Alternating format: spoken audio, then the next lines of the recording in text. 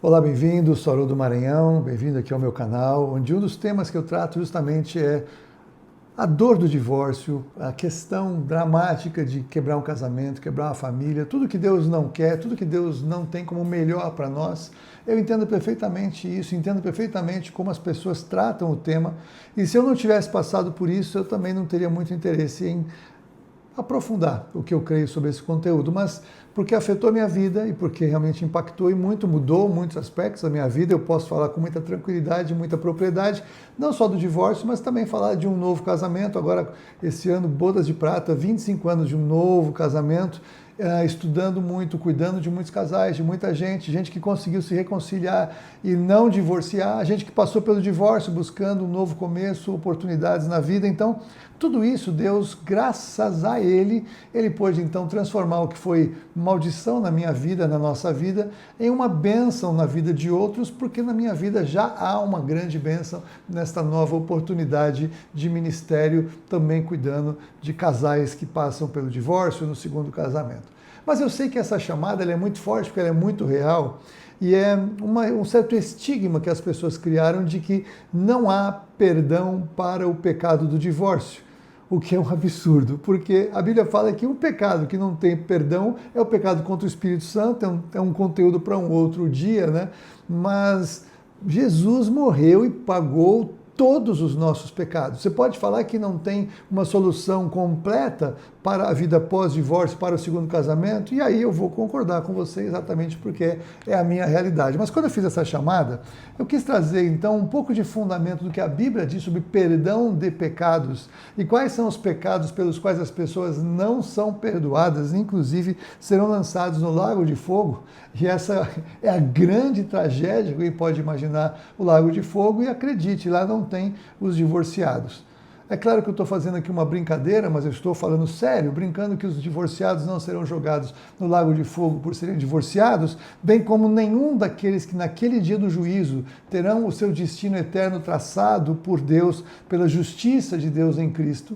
Então, esses estão listados e nós podemos aqui acompanhar. Separei 2 textos para você e um texto ainda mais especial e poderoso para fechar o assunto hoje. Então, veja, em Apocalipse, capítulo 21 e versículo 8, lá no finalzinho da história da humanidade, antes do Senhor então nos abrir a eternidade, porque sobre a eternidade, depois disso, não há nenhuma revelação. Então, no finalzinho da história da humanidade, antes de entrarmos ali no Jardim do Éden, aquela coisa gloriosa que você vai ver no último capítulo, no finalzinho, o que a Bíblia diz? Quanto, porém, aos covardes, aos incrédulos, aos abomináveis, aos assassinos, aos impuros, aos feiticeiros, aos idólatras e a todos os mentirosos, a parte que lhes cabe será no lago que arde com fogo e enxofre, a saber, a segunda morte. Então veja, você pode colocar talvez a pessoa divorciada entre os covardes que não quiseram manter uma aliança e que cederam ao pecado. Ou você pode encaixá-los aos incrédulos que não acreditaram que Deus estava falando sério quando ele disse que odiava o pecado. E cabe aqui o pecado, não, o divórcio, né? O pecado do divórcio. Você pode imaginar os impuros, né? Porque muitos abandonam o casamento, abandonam a sua aliança, se envolvendo com outra pessoa, se envolvendo com outras pessoas e, enfim, andando e mergulhando em impureza, que parece uma palavra muito simples, mas ela é horrível diante do Senhor, que é todo puro e todo santo. Então não é uma pequena impureza. Impureza é algo grave aos olhos do Senhor, ainda mais quando ela é mantida e cultivada.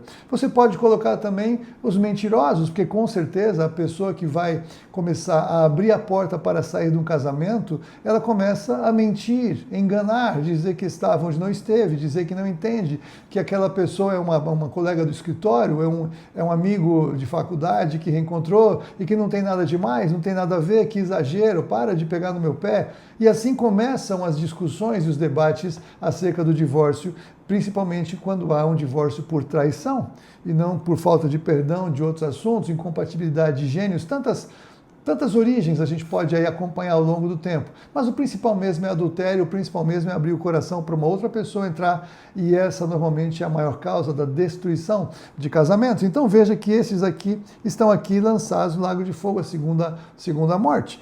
Um pouquinho mais para frente, Apocalipse 22, 15 e 16, encontramos mais uma lista.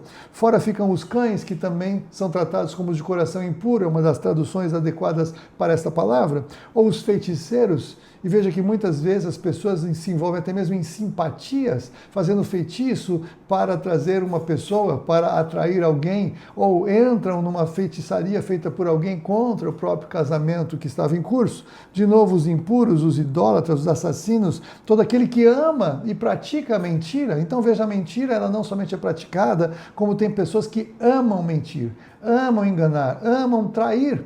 Então, estas pessoas todas, elas estão sendo lançadas no lago de fogo e enxofre.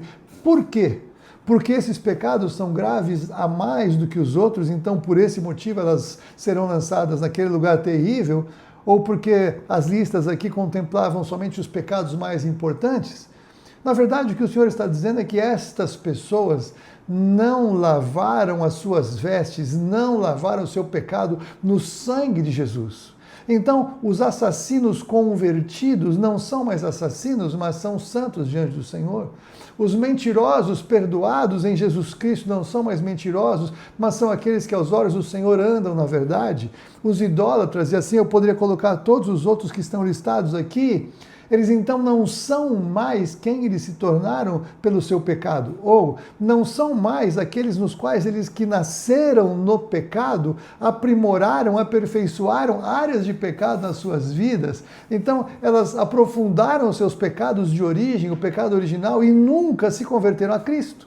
Porque quando nós nos convertemos a Cristo, agora nós somos então diante do Senhor chamados na palavra de santos, filhos de Deus, que lutamos agora contra o pecado. Não somos nem mais pecadores, mas agora somos santos que pecamos e lutamos contra o pecado, porque estamos em Cristo, porque o Espírito Santo nos envolve. Nós não vivemos mais na prática do pecado, mas o pecado deve passar cada vez mais a ser um acidente de percurso. Então, neste lugar aqui horroroso, não estão crentes que possam, até mesmo depois de convertido, ter matado alguém num acidente de trânsito, numa tragédia, numa fatalidade, ou tenham cometido algumas mentiras que causaram um grande transtorno, um grande problema na vida de pessoas, ou criaram de alguma maneira áreas de brecha nas suas vidas e pecaram, e até mesmo talvez aprofundaram a mais em consequências dos seus pecados. Mesmo essas pessoas em Cristo, elas não são mais o que o pecado as definiria, mas elas estão santas em Deus. Então o pecado do divórcio, ele com certeza ele é um pecado que o Senhor perdoa, e perdoa em Cristo no sangue de Jesus. Aliás, em 1 João 9, nós temos a declaração maravilhosa do apóstolo João, dizendo o quê? Que se ele está falando essa carta, ele escreveu para quem? Para todos aqueles santos no Senhor, aqueles que nasceram de novo, aqueles que ele chama carinhosamente de filhinhos, filhinhos do Senhor e filhinhos dele no cuidado apostólico. Se confessarmos os nossos pecados, ele é fiel e justo para nos perdoar os pecados e purificar de toda injustiça. Então, alguém que vem para Cristo já divorciado, com um casamento acabado, qualquer que seja o motivo, será automaticamente perdoado de todos os seus pecados ao se converter a Cristo. Mas trazendo então para a realidade dos crentes que passam pela tragédia do divórcio, os nascidos de novo, os filhos de Deus, que abandonam seus casamentos por qualquer desses motivos, também terão os seus pecados perdoados quando se arrependem do que fizeram e se convertem a Cristo.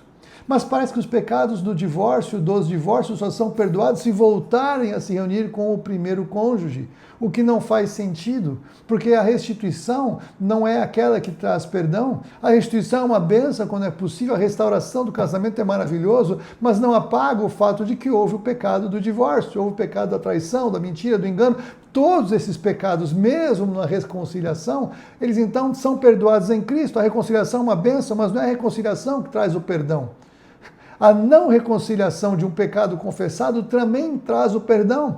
Porque mesmo que alguém vá embora e não volte, se arrepender do seu pecado e confessar a Cristo, e não tem mais como voltar porque uma das partes já casou com outra pessoa, ou uma das partes não quer mais saber, entrou a dureza de coração, como já dissemos aqui, que é algo que o Senhor coloca como uma marca, que ele permitiu a Moisés dar a autorização na lei de carta de divórcio por causa da dureza de coração. Quando um coração endureceu demais, não tem como voltar, não tem como recomeçar um casamento. Então, o perdão não é dado se consegue voltar. O perdão é dado quando se arrepende e recebe a obra de Cristo na cruz do Calvário. Então, todos os pecados são perdoados em Cristo, até mesmo o pecado do divórcio. Então, se alguém disse para você que porque você se divorciou, se você não voltar para o casamento, não tem perdão, não há base bíblica para isso. Porque todos os pecados foram levados por Jesus Cristo na cruz do Calvário. Todos eles são perdoados na cruz. Todos eles, então, nos oferecem uma restauração do relacionamento com Deus. Então, não é porque você se sente com a vida desajeitada, porque ela se tornará desajeitada após um divórcio. Mesmo casando de novo, muitas coisas ficarão fora de lugar, ou se você permanece só, com certeza mais ainda, mas não é porque as coisas não se reorganizam que Deus não perdoou você deste pecado. O sangue de Jesus, o seu Filho, nos purifica de todo o pecado. Agora, pois, nenhuma condenação há para os que estão em Cristo Jesus. Justificados, pois, por meio da fé, temos paz com Deus por meio de nosso Senhor Jesus Cristo. Então, há perdão, sim. Não caia nessa cilada e não carregue um peso de culpa maior do que possa ser você ter causado o divórcio.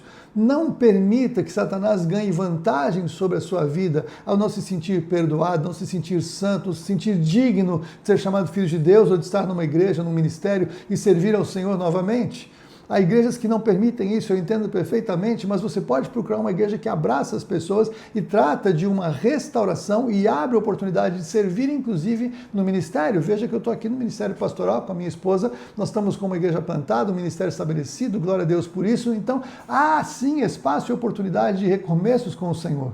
Tem muita coisa para vencer, é o que eu quero falar ao longo desta série, em especial nessa sessão aqui do meu canal, falar sobre as questões do divórcio. Você que tenha perguntas e dúvidas, você pode mandar para mim, talvez você não queira colocar no aberto, porque eu entendo que um assunto pode ser sensível, mas você pode mandar no privado também, e nós vamos ter uma alegria de cuidar de você e de responder para você sobre o que a Bíblia diz e o que nós cremos que a Bíblia diz em nome de Jesus. Então, sim, há perdão para você, arrependa-se da sua responsabilidade do fim do casamento. Arrependa-se do seu adultério, da sua traição. Arrependa-se da sua falta de perdão. Arrependa-se da sua dureza de coração. Arrependa-se do que quer que seja que causou o divórcio e arrependa-se do pecado do divórcio e receba o perdão de Jesus Cristo na cruz do Calvário. Eu não estou aqui passando a mão na sua cabeça dizendo que está tudo bem, está tudo certo. Estou aqui para dizer o seguinte, é muito ruim o pecado do divórcio, mas entenda, há perdão em Cristo. Então não carregue um peso maior do que aquele que você já carrega. Que Deus te abençoe, que você possa perseverar no Senhor e buscar um novo tempo para a sua vida, para a glória dele. Em nome de Jesus eu oro. Amém. Deus abençoe.